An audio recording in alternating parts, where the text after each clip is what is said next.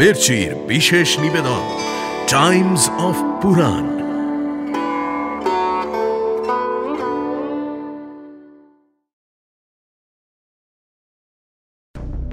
ভীম এখন দুর্যোধনের দাস। হ্যাঁ হ্যাঁ, দুর্যোধনের দাস।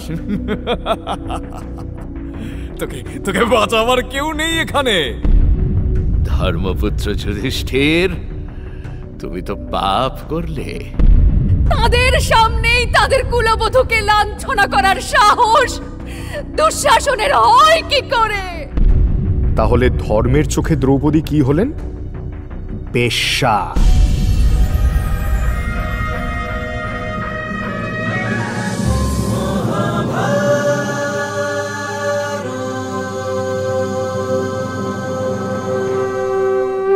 মহাভারত চিরকালের চিরনতুন।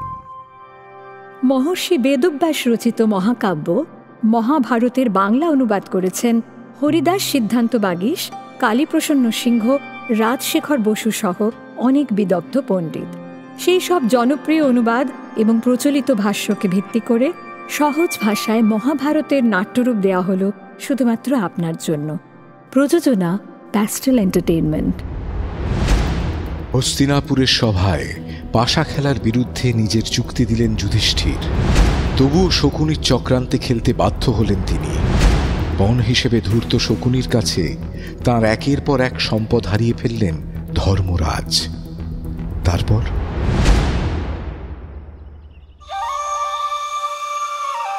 মহারাজ যুধিষ্ঠির, না মহারাজ আর কি করে বলি, ধনরত্ন, রাজ্যপাট, অসন বসন সবই তো গেছে, একখানা রথও আর বাকি নেই। তাহলে আর বাকি কি রইল ধর্মপুত্র? এবারে কি পণ রাখবে শুনি? এ কি বলছেন মাতুল? যে রাজা রাজস্ব যজ্ঞ করে তার পণের অভাব। ধর্মরাজ যুধিষ্ঠির তো নিঃস্ব নন, তার আরো কিছু সম্পদ এখনো বাকি আছে। পণ বলুন যুধিষ্ঠির, খেলা কিন্তু শেষ হয়নি। বলো ধর্মপুত্র, চুপ করে থেকো না। হ্যাঁ দুর্যোধন, তুমি ঠিকই বলেছ, আমার আরো সম্পদ বাকি আছে। এবার সেই সম্পদই পণ হিসেবে রাখবো আমি।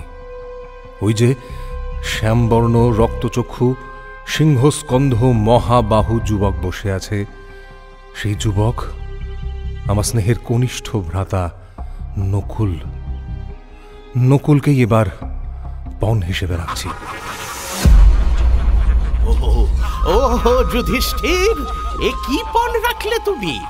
তোমার প্রিয় ভ্রাতা কনিষ্ঠ রাজকুমারকেই তুমি পণ রেখে বসেছ? অবশ্য আর কি বা করার আছে বলো, তোমার হাতে তো বিশেষ কিছু নেই। তা সে যাই হোক, হ্যাঁ, তোমার নকুলকে আমি জিতে নিচ্ছি রাজা। পরের পণ কি দেবে ভেবে রাখো যুধিষ্ঠির। তোমার নকুলকে আমি জিতে নিলাম।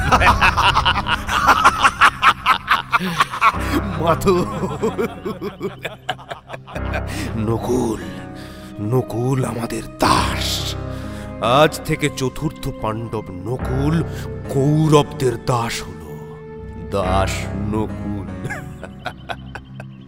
ওই সিংহাসনে বসে থাকা তোমার শোভা পায় না। যাও, ভৃত্যদের পাশে গিয়ে দাঁড়াও, যাও। তাহলে যুধিষ্ঠির, তোমার একজন ভ্রাতা তো গেল। অবশ্য একজনে আর কি আসে যায়, আরো তিনজন ভ্রাতা তোমার পাশে আছে। বলো, পণে রাখবে তো?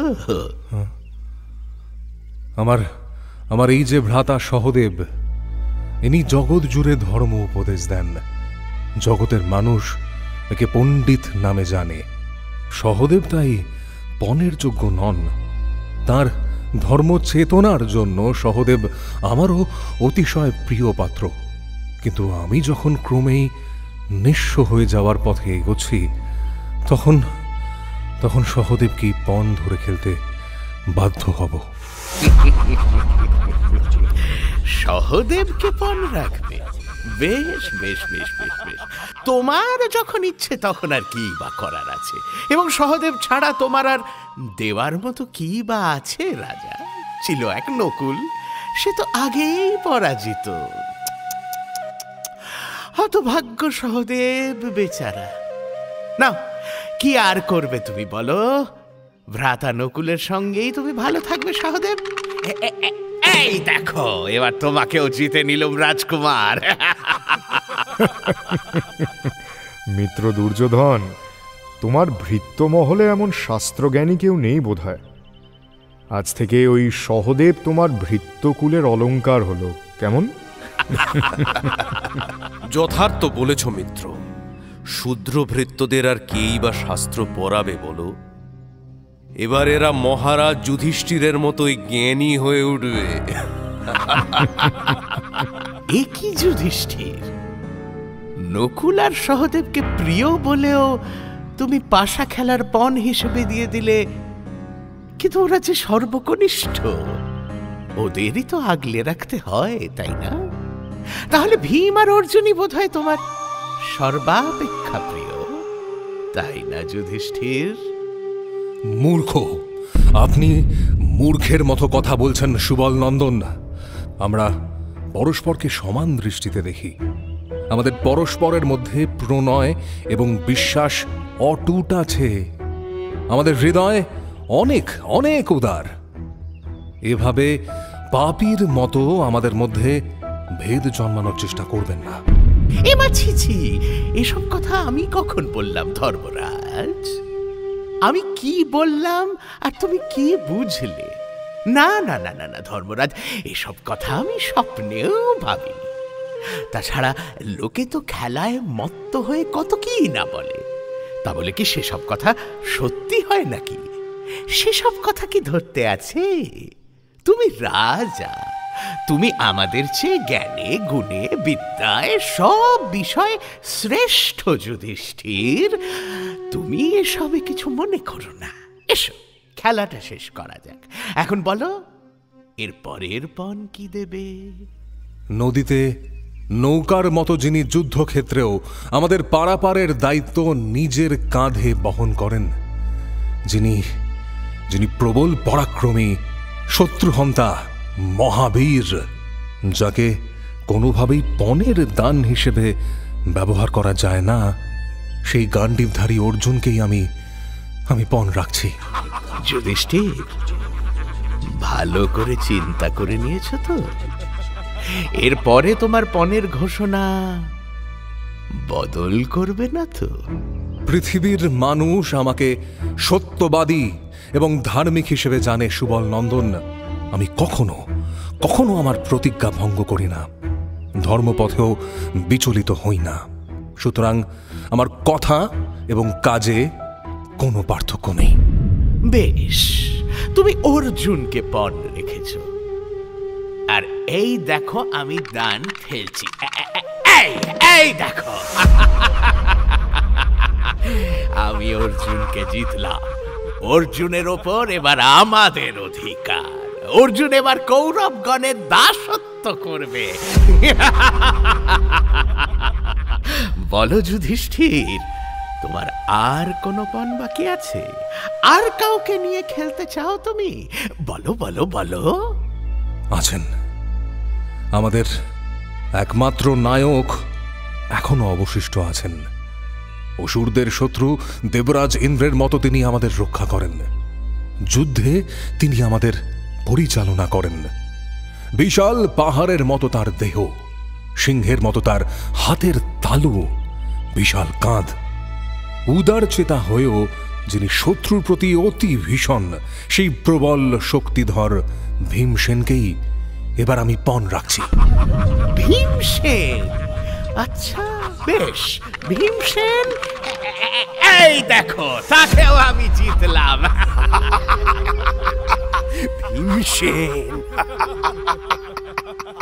ভীমসেন আমার খাস মহলের ভৃত্য হবে, আমাকে সেবা করবে ভীমসেন। আজ আমার সব আকাঙ্ক্ষা পূর্ণ হলো মাতুল। আজ সত্যি আমি অত্যন্ত আনন্দিত।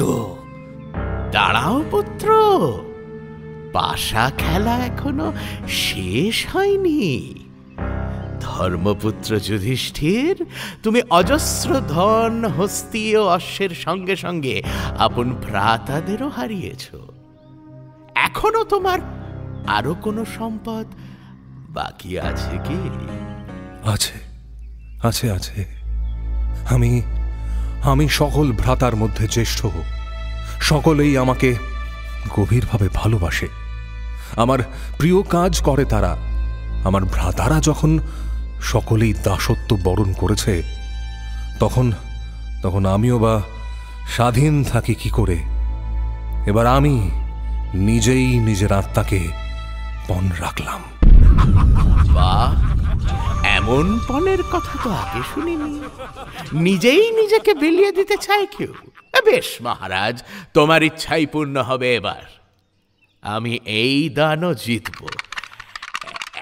এই দেখো, জিতলাম।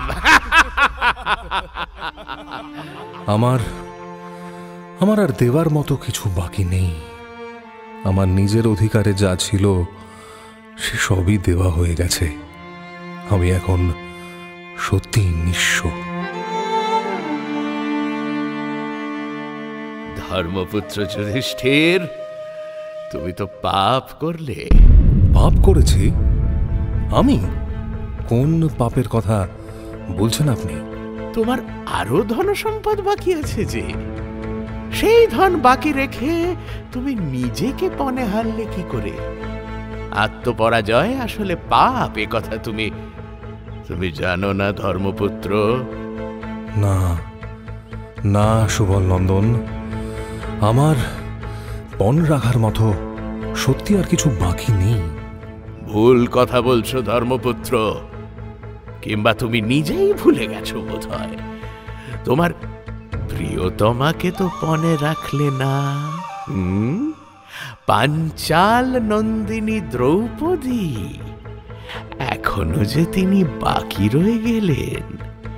তোমার ভার যাকে পণ রেখে একটা দান জয় করতে পারলেই কিন্তু তুমি নিজেকে মুক্ত করে নিতে পারবে ধর্মরাজ। বেশ, তবে তাই হোক। যিনি দীর্ঘা নন, হর্ষাও নন, কৃশ নন, স্থূলও নন, যার কেশপাশ কুঞ্চিত এবং দীর্ঘ, যিনি পদ্মগন্ধা, সেই পাঞ্চাল নন্দিনী দ্রৌপদীকেই আমি এবার পণ হিসেবে ঘোষণা করছি।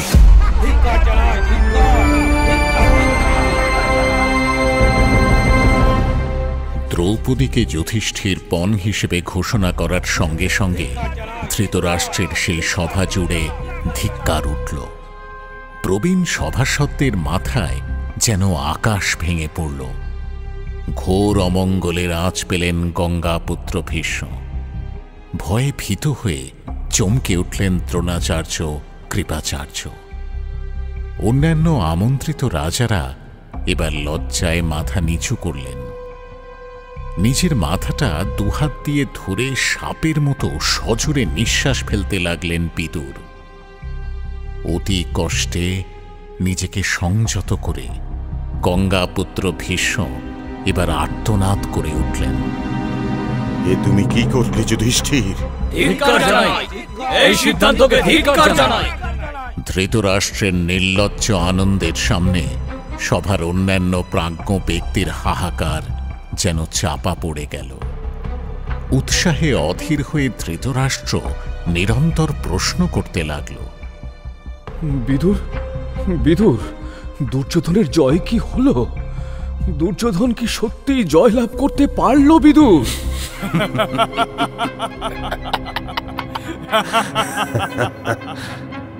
মাতুল, এই পণটা আমার চাই, চাই, চাই।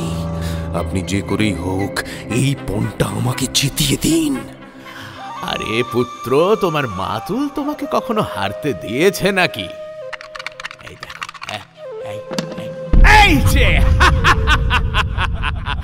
এই পণটাও আমি জিতলাম দুর্যোধন। পাঞ্চাল নন্দিনী দ্রৌপদীকেও আমরা জিতে নিলাম। অভিনন্দন মিত্র, স্বসাগরা ধরনী এখন শুধু তোমার। পৃথিবীর সর্বোত্তম সমস্ত রত্নই তোমার অধিকারে এলো। তুমি এখন সকলের প্রভু। পঞ্চপাণ্ডব আর ওই দ্রুপদ কন্যা দ্রৌপদীরও প্রভু তুমি। তোমাকে সাধুবাদ জানাই মিত্র। এই দিনটার প্রতীক্ষাতেই তো ছিলাম মিত্র। আজ সত্যি আমার আনন্দের কোনো সীমা নেই। তোমার শুভেচ্ছা ছাড়া এই বিরাট জয় কোনোদিনই সম্ভব হতো না অঙ্গরাজ। আমার বিজিত সবকিছুতেই তোমারও সমান অধিকার আছে মিত্র।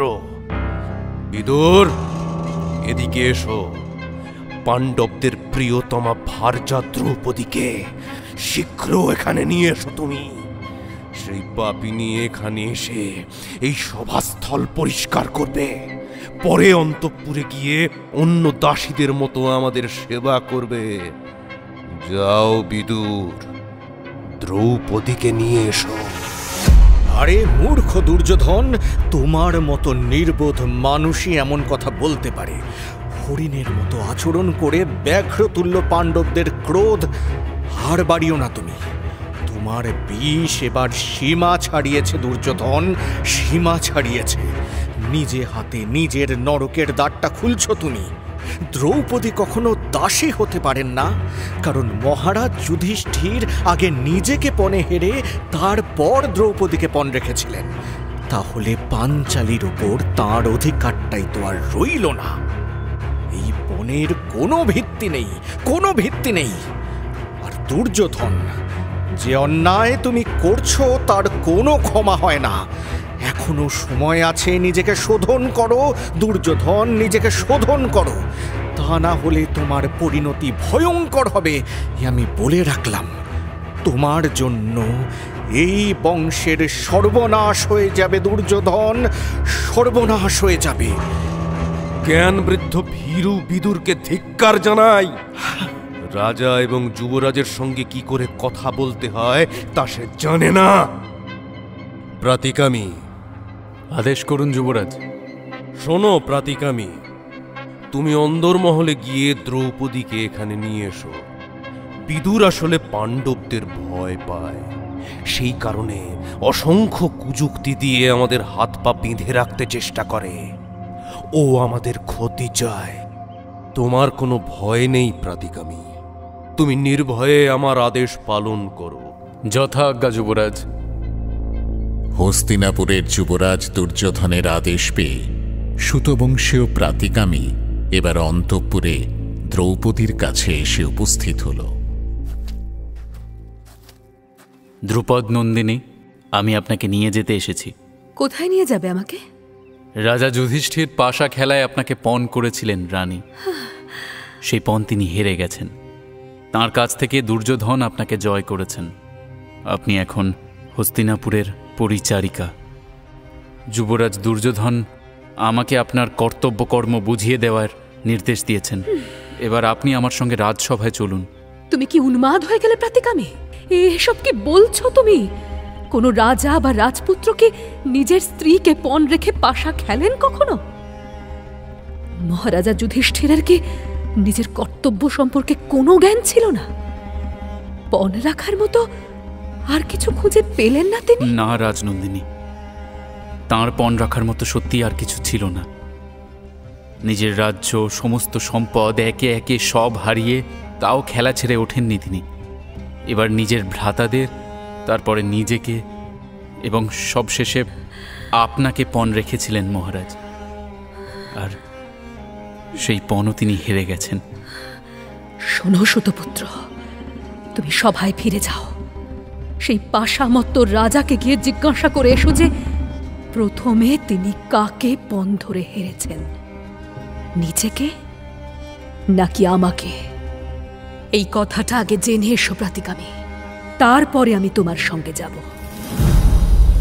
প্রাতিকামী রাজসভায় ফিরে এলো। তাকে একা আসতে দেখে দুর্যোধন জিজ্ঞাসা করল, কি হলো প্রাতিকামী? তুমি ফিরে এলে যে? দ্রৌপদী কোথায়? তাকে নিয়ে এলে না? আগে না যুবরাজ, রাজনন্দিনী দ্রৌপদী মহারাজ যুধিষ্ঠিরকে জিজ্ঞাসা করতে পাঠিয়েছেন যে পাশা খেলায় যখন তাকে পণ রাখা হয়েছিল তখন তাঁর উপরে মহারাজের অধিকার ছিল কি না এ কথার উত্তর না পেলে তিনি আসবেন না বলে জানিয়েছেন। আরে যুধিষ্ঠির আবার কি বলবে? সে নিজেই তো কৌরবদের দাস হয়ে বসে আছে। দ্রৌপদীর যা যা প্রশ্ন আছে এখানে এই সভায় এসে নিজে জিজ্ঞাসা করুক। এখানে উপস্থিত অন্যান্য রাজারাও সেই প্রশ্ন শুনবেন। এক্ষুনি গিয়ে দ্রৌপদীকে এখানে নিয়ে এসো, এটা আমার আদেশ। হ্যাঁ হ্যাঁ, পাঞ্চাল রাজকুমারীর যা যা জিজ্ঞাস্য আছে সেসব এখানে এই প্রকাশ্য সভায় এসে নিবেদন করবেন তিনি। আমরা তাকে জয় করেছি। যুবরাজের আদেশ তুমি শুনতে পাওনি প্রাতিকামী? যাও তবে, আর দেরি করো না। দ্রুপদ কন্যাকে এখানে নিয়ে এসো, যাও। দুর্যোধনের আদেশে সেই প্রাতিকামী পুনরায় রাজ অন্তঃপুরে দ্রৌপদীর কক্ষে এসে উপস্থিত হল। যুধিষ্ঠিরের উত্তরের অপেক্ষায় ছিল পাঞ্চালী। প্রাতিকামীকে নিজের দ্বারে দেখতে পেয়ে দ্রুতপদে তার কাছে গিয়ে পাঞ্চালী জিজ্ঞাসা করল, কি হলো প্রাতিকামী? মহারাজা যুধিষ্ঠিরকে আমার প্রশ্নের উত্তর দিয়েছেন? আগে না রাজনন্দিনী, ধর্মরাজ আপনার প্রশ্নের কোনো উত্তর দেননি। তিনি অবনত মুখে নীরবে বসেছিলেন। তবে সভার সভ্যরা আপনাকে শীঘ্রই ওই সভায় উপস্থিত হওয়ার আদেশ দিয়েছেন। আমার মনে হয় কৌরবদের বিনাশের লগ্ন এসে গেছে মহারানী। নিজেদের দর্পে মত্ত হয়ে নিজেদেরই সর্বনাশ করছে ওরা। ক্ষুদ্ররা যখন মহতের সম্মান নষ্ট করে তখনই তাদের বিনাশ অনিবার্য হয়ে ওঠে। কৌরবদেরও এবার সেই দশা হয়েছে। না প্রাতিকামী, তুমি দুঃখিত হও না। আমাদের মাথার ওপরে এখনো ধর্ম আছে। পণ্ডিত এবং মূর্খ দুজনেই ধর্ম নিয়ে বিবাদ করে ঠিকই, তবে জ্ঞানীদের কাছে এই ধর্মই হলো প্রধান। সেই ধর্মকে ধরে থাকলে ধর্মই আমাদের আশীর্বাদ করবেন। আমি প্রার্থনা করি কৌরবরাও যেন সেই ধর্মকেই ধরে থাকতে পারে। প্রাতিকামে, ওই সভায় ধর্মাত্মা এবং নীতিবান সভ্যদের কাছে গিয়ে তুমি প্রশ্ন করো যে এখন আমার কি করা উচিত। তারা যা আদেশ দেবেন সেই আদেশই আমি মাথা পেতে নেব। কৌরবদের সভায় ফিরে এসে দ্রৌপদীর সমস্ত কথা নিবেদন করল সেই প্রাতিকামী। কিন্তু সভায় উপস্থিত ভীষ্ম, দ্রোণ, কৃপাচার্যের মতো ধর্মাত্মারা একটা কথাও বললেন না। সকলেই মাথা নিচু করে বসে রইলেন। যুধিষ্ঠির স্বয়ং এবার নিজের বার্তা জানিয়ে একজন দূতকে দ্রৌপদীর কাছে পাঠিয়ে দিল। দূত গিয়ে দ্রৌপদীকে বলল, মহারানী, আপনার প্রতি মহারাজ যুধিষ্ঠিরের বার্তা নিয়ে এসেছি আমি। তিনি বলেছেন যে আপনি রজস্বলা, সুতরাং একটিমাত্র বস্ত্রই আপনার পরনে রয়েছে। সেই অবস্থাতেই কাঁদতে কাঁদতে সভায় গিয়ে শ্বশ্রুকুলের সম্মুখে আপনাকে দাঁড়াতে হবে। যুধিষ্ঠিরের বার্তা নিয়ে তার দূত অন্দরমহলে যাওয়ার পরেও যখন দ্রৌপদী এলো না, তখন সেই প্রাতিকামীকেই পুনর্বার তার কাছে যেতে আদেশ দিল দুর্যোধন। কিন্তু সভার ধর্মপরায়ণ সভ্যদের অভিপ্রায় না জেনে দ্রৌপদীর কাছে যেতে ভয় পেল প্রাতিকামী। করজোড়ে বিনীত হয়ে সে জিজ্ঞাসা করল, মহারানীর প্রশ্নের কি জবাব দেব অনুগ্রহ করে আমাকে আপনারা জানিয়ে দিন। আরে নষ্ট প্রাতিকামী, তুইও এত ভীরু? সামান্য একটা কাজও তুই করতে পারিস না? দুঃশাসন, এই প্রাতিকামী আসলে ভীমকে ভয় পাচ্ছে। শোনো ভ্রাতা, এবার তুমি নিজে যাও। যারা আমাদের দাস তাদের কখনো ভয় পেতে নেই। দাসেরা আমাদের কোনো ক্ষতি করতে পারবে না। তুমি গিয়ে দ্রৌপদীকে ধরে আনো। দুর্যোধনের আদেশে এবার উঠে দাঁড়াল দুঃশাসন। তার দুটো চোখ রক্তবর্ণ হয়ে উঠেছে, মুখে প্রতিহিংসার হাসি, হাতে বজ্র মুষ্টি। সভার সমস্ত বিজ্ঞজন তার দিকে একবার তাকিয়েই নীরবে নত চোখে বসে রইলেন। গর্বিত ভঙ্গিতে পাণ্ডবদের গৃহে প্রবেশ করে দ্রৌপদীর কক্ষের সামনে এসে দাঁড়াল দুঃশাসন। তারপর আদেশেশ্বরে বলল, পাঞ্চাল নন্দিনী, আমরা তোমাকে পাশা খেলায় জয় করেছি। হ্যাঁ হ্যাঁ, ধর্ম অনুসারেই জয় করেছি। লজ্জা ত্যাগ করে এখনই কৌরবদের সভায় এসো তুমি। আমি তোমাকে নিয়ে যেতে এসেছি দ্রৌপদী। পাণ্ডবরাও এখন আমাদের দাস, তুমিও দাসীর মতোই আমাদের সেবা করবে। যুবরাজ দুর্যোধন তোমাকে ডেকে পাঠিয়েছেন, তার আদেশ অমান্য করো না। চলো পাঞ্চালী, চলো। দুঃশাসনের আগ্রাসী মূর্তি দেখে ভয়ে, লজ্জায়, অপমানে আহত দ্রৌপদী ধৃতরাষ্ট্রের রানী মহলের দিকে ছুটে চলল। গান্ধারী ভিন্ন অন্য রানীরা সেই মহলে ছিল। ক্রোধে কাঁপতে কাঁপতে, কটু কথা বলতে বলতে তার পিছনে সবেগে ছুটে চলল দুঃশাসন। আরে পাপিষ্ঠা, যুবরাজ দুর্যোধনের আদেশ অমান্য করছিস তুই। সারা পৃথিবীর লোক যাকে সমীহ করে চলে, সামান্য নারী হয়ে তুই তাকেই অবজ্ঞা করিস। তোর অতিরিক্ত সাহস না? হ্যাঁ, ভেবেছিস বুঝি ভীমসেন তোকে বাঁচাবে?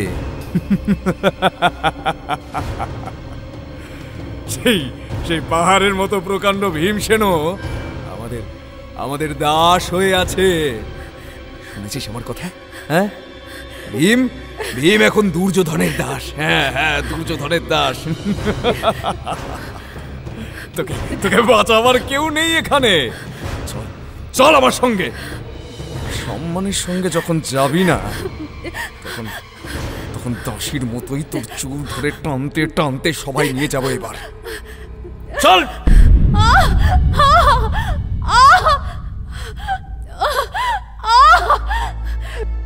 খবরদার দুঃশাসন, আমার কেশ স্পর্শ করবে না। ছেড়ে দাও, ছেড়ে দাও বলছি। এই মহাপাপ তুমি করো না, করো না দুঃশাসন, করো না। আরে ছাড়। পাঁচ পতি যার, সে আবার পাপ পুণ্যের বিচার করছে। ওটা নারী, তার আবার গর্জন। হ্যাঁ, তোর চুল ধরেই টেনে নিয়ে যাবো। চল। দুঃশাসন, দুঃশাসন, আমাকে ছেড়ে দাও। তোমাকে হাত জোড় করে অনুরোধ করছি। আমি আমি আমি আমি রজস্বলা। আমার পরিধানে একখানি মাত্র বস্ত্র আছে। এই অবস্থায় আমাকে সবার মধ্যে নিয়ে যেতে পারো না দুঃশাসন, পারো না, পারো না। দ্রৌপদী, কি বললাম শুনতে পেলে না তুমি? হ্যাঁ, তুমি এখন আমাদের দাসী, দাসী, দাসী। তুমি রজস্বলা হও, বস্ত্রা হও কিংবা বিবস্ত্রা হও, যেভাবেই থাকো না কেন, তোমাকে আমি সবাই নিয়ে যাব।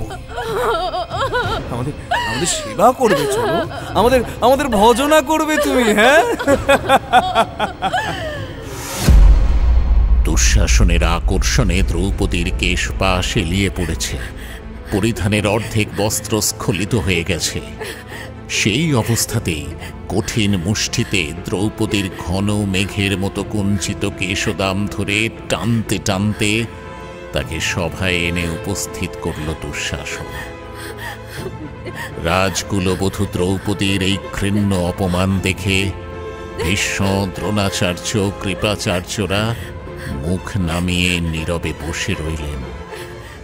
দুহাতে মুখ ঢেকে বসে রইল বিদুর।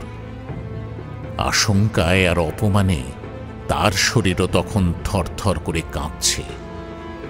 নিমন্ত্রিত রাজারা হতবাক হয়ে গেছে, কারোর মুখেই কোনো কথা নেই। শোকে, অপমানে, লজ্জায় পাথরের মূর্তির মতো বসে আছে তারা। সেই নিথর নিস্তব্ধ সভায় নিগৃহীতা দ্রৌপদীকে দেখে কৌরব, দুর্যোধন, কর্ণ এবং শকুনের মনে লালসার, প্রতিহিংসার ক্রূর হাসি ফুটে উঠল। তাদের উল্লাসও আর চাপা রইল না। অন্য কৌরব রাজকুমারদের দৃষ্টিও যেন তীক্ষ্ণ ফলার মতো চকচক করে উঠল। বৃদ্ধ রাজা ধৃতরাষ্ট্রের অন্ধ চোখেও যেন শত বিদ্যুতের ঝলক। লজ্জা আর পাশবিকতার সেই ভরা সভার মাঝখানে স্খলিত বসনা লুলায়িত কেশপাশের দ্রৌপদী এসে দাঁড়ালো যেন এক খণ্ড আগুনের মতো। আপন কক্ষ থেকে এই সভাস্থল অব্দি আসার পথে তার সমস্ত অশ্রুই বোধহয় শেষ হয়ে গেছে। কৌরবদের পৈশাচিক উল্লাসের সামনে যাজ্ঞসেনের কণ্ঠে এবার মহা তেজ জ্বলে উঠল। নৃশংস, দুর্জন, দুঃশাসন, আমার বস্ত্র তুই স্পর্শ করবি না। দেবরাজ ইন্দ্র এবং সমস্ত দেবতারাও যদি তোর সহায় হন, তবুও ওই 5 রাজপুত্রের হাত থেকে তোর নিস্তার নেই। ওরা তোকে ক্ষমা করবেন না। দুঃশাসন, দুঃশাসন, তুই শুনে রাখ, ধর্মপুত্র কোনো অধর্ম করেননি। যে ধর্মকে ধারণ করেন তিনি, সে ধর্ম অতি সূক্ষ্ম।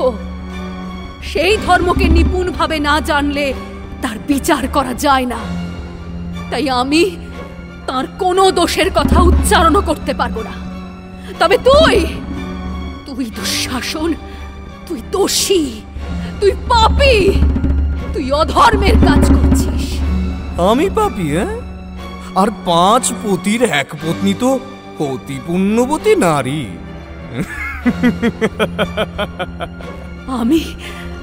আমি রজস্বলা, তবুও এই ভরা সভায় কুরুবংশীয় এই মহাবীর পুরুষদের সামনে আমাকে আকর্ষণ করে নিয়ে এলি তুই। এই অন্যায়ের ক্ষমা তুই কখনো পাবি না দুঃশাসন। আর এই সভা, এই যে কুরুবংশের শৌর্য বীর্যে ভরা যে ধর্মপ্রাণ মহাত্মারা এখানে বসে আছেন, তারা সকলে নীরব কেন? কেন কেন একজনও এই পাপ কাজের কোনো নিন্দা করছেন না? তবে কি সকলেই দুঃশাসনকে সমর্থন করছেন? ভরত বংশের ধর্ম কি তবে লোপ পেয়েছে? ধার্মিক ক্ষত্রিয়দের চরিত্রও তবে নষ্ট হয়ে গেল? কৌরব কুলের মর্যাদা লঙ্ঘন হচ্ছে। প্রকাশ্য সভায় কৌরব রাজবধূর এমন চরম লাঞ্ছনা হচ্ছে, আর আপনারা সকলে নিথর হয়ে বসে আছেন। এই সভাকে ধিক্কার জানাই আমি, ধিক্কার জানাই, ধিক্কার জানাই। তোমাকে আমরা ধর্মমতেই জয় করেছি দ্রৌপদী। তোমার ধর্মরাজকেই জিজ্ঞাসা করো না। হ্যাঁ, আর সবার বাকি ধার্মিকরা তো সেই কারণেই নীরব হয়ে আছেন। এই কথাটা তুমি বুঝতে পারছো না কৃষ্ণা? ধর্ম? তুই ধর্মের কি বুঝিস দুঃশাসন? ভীষ্ম, দ্রোণ, মহামতি বিদুর, রাজা ধৃতরাষ্ট্র, এদের কি কোনো প্রাণ নেই? কৌরব শ্রেষ্ঠ এই বৃদ্ধগণ এমন ভয়ানক অধর্মের দিকে চেয়েও দেখছেন না আপনারা? তাদের সামনেই তাদের কুলবধূকে লাঞ্ছনা করার সাহস দুঃশাসনের হয় কি করে?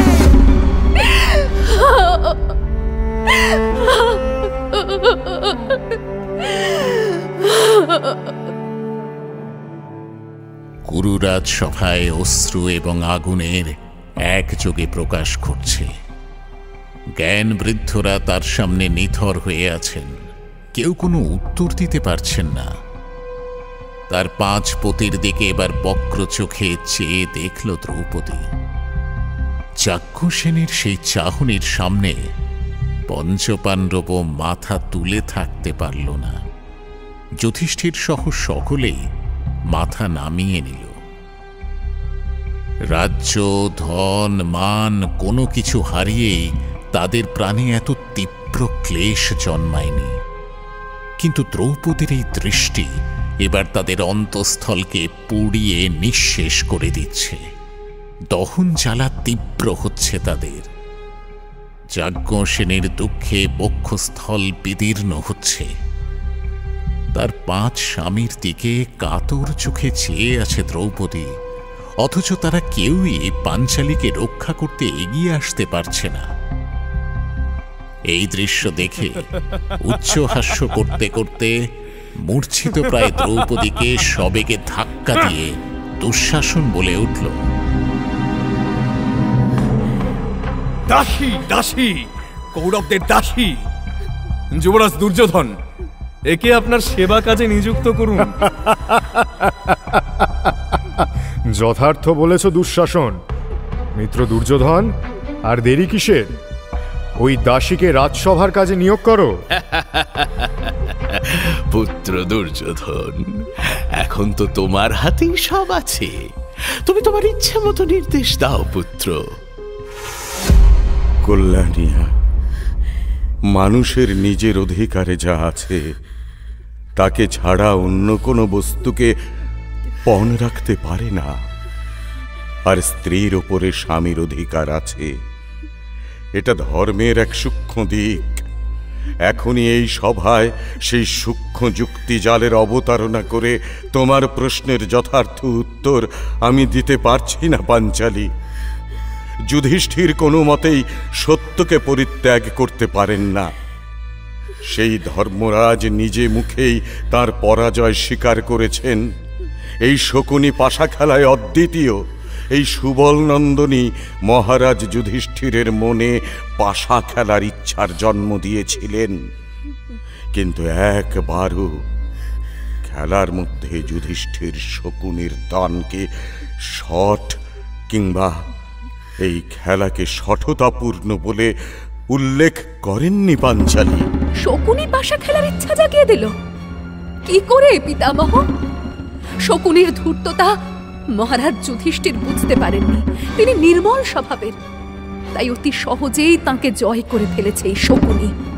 কিন্তু আপনারা ভরত কুলতিলক, আপনারাই তো কুরুপুত্র এবং পুত্রবধূদের রক্ষাকর্তা।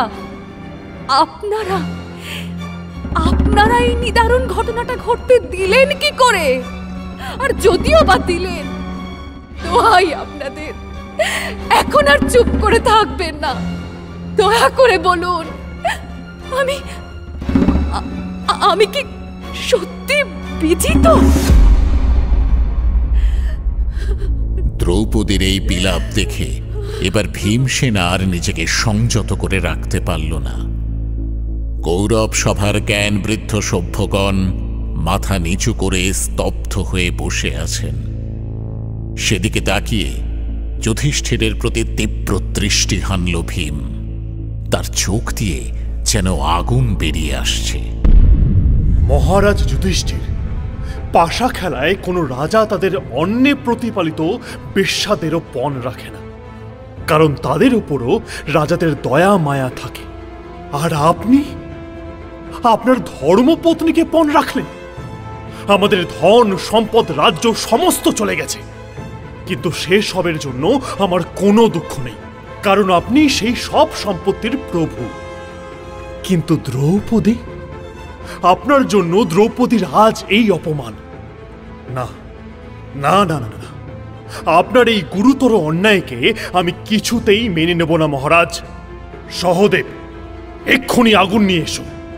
মহারাজের পাশা খেলার ওই হাতটাকেই আমি পুড়িয়ে দেব। এ আপনি কি বলছেন জ্যেষ্ঠ ভ্রাতা? আপনি তো আগে কখনো এমন কথা বলেননি। নৃশংস শত্রুরা আপনার ধর্ম এবং গৌরব দুই নষ্ট করে দিয়েছে জ্যেষ্ঠ ভ্রাতা। মূর্তিমান ধর্মস্বরূপ মহারাজ যুধিষ্ঠিরকে অপমান করবেন না, আপনাকে আমি অনুরোধ করছি জ্যেষ্ঠ। দ্রৌপদীর কাতর অনুনয় সত্ত্বেও ভীষ্ম, দ্রোণ বা কৃপাচার্য কোনো প্রতিবাদই করছেন না। এদিকে যুধিষ্ঠিরের বিরুদ্ধে ক্রোধে জ্বলে উঠেছে ভীমসেন। কৌরব সভায় সচক্ষে এই দৃশ্য দেখে আর স্থির থাকতে পারল না বিকর্ণ। পরিচয়ে সে দুর্যোধনের সহোদর, কিন্তু স্বভাব এবং আদর্শের দিক থেকে এই তৃতীয় কৌরব হল পরম ধার্মিক। যে সভায় গঙ্গাপুত্র ভীষ্ম স্বয়ং নীরব হয়ে বসে আছেন, সেই সভাতেই এবার গর্জে উঠল বিকর্ণ। এই সভায় উপস্থিত রাজারা এবং জ্ঞানী পুরুষগণ, আপনারা দ্রৌপদীর প্রশ্নের উত্তর দিচ্ছেন না কেন? তার প্রশ্ন অত্যন্ত যুক্তিসঙ্গত। সেই প্রশ্নের উত্তর না দিলে আমাদের নিশ্চিত নরকবাস হবে। কিসের ভয় আপনাদের? কাকে ভয়? নিজেদের ক্রোধ এবং কামনাকে পরিত্যাগ করে রাজবুদ্ধির আশ্রয় নিন। কি হলো? কেউ কোনো কথা বলবেন না তো? বেশ, আমি আমার অভিমত স্পষ্ট করে বলছি, শুনুন তবে। মৃগয়া, মদ্যপান, পাশা খেলা এবং অত্যধিক নারী সংসর্গ, এই 4 কারণে মানুষ ধর্মপথে পতিত হয়। এই অবস্থায় মানুষ যা করে সেই সবই শাস্ত্রবিরুদ্ধ কাজ। তাই যুধিষ্ঠিরের এই পণও শাস্ত্রবিরুদ্ধ। শকুনির প্ররোচনায় এই পণ ধরতে বাধ্য হয়েছেন তিনি। আর তখন তো তিনি নিজেই বিজিত। দ্রৌপদীর ওপর তাঁর অধিকার থাকবে কি করে? ধর্ম কি তা আমি বুঝি জ্যেষ্ঠ ভ্রাতা। দ্রৌপদীর ওপর সকল পাণ্ডবেরই সমান অধিকার রয়েছে। তাহলে একা যুধিষ্ঠির তাকে পণ রাখেন কি করে? এই ঘটনার সমস্ত দিক বিবেচনা করে আমি স্পষ্ট বুঝেছি যে দ্রৌপদী বিজিত হননি। বিকর্ণ, যা বোঝো না তা নিয়ে কথা বলো না। পরিস্থিতির প্রভাবে এমনও তো হতে পারে যে তাঁরা নিজেদের ধর্মকে ভুলে গিয়েছিলেন। তাই নাকি? তুমি তো বিরাট ধর্মজ্ঞ দেখছি। তাহলে নিশ্চয়ই জানো যে বেদে স্ত্রীলোকের একজন মাত্র স্বামীর কথা বলা আছে, সেখানে দ্রৌপদীর 5 স্বামী। তাহলে ধর্মের চোখে দ্রৌপদী কি হলেন? বেশ্যা। হ্যাঁ, দ্রৌপদী একজন বেশ্যা। তাই তিনি একবস্ত্রা বা বিবস্ত্রা যাই হন না কেন, তাকে সভায় টেনে আনাটা কোনো ভুল নয়। শোনো দুঃশাসন, এই বালক বিকর্ণ কি বলল তাতে কিচ্ছু যায় আসে না। তুমি পঞ্চপাণ্ডব বা দ্রৌপদীর বস্ত্রগুলো হরণ করো তো।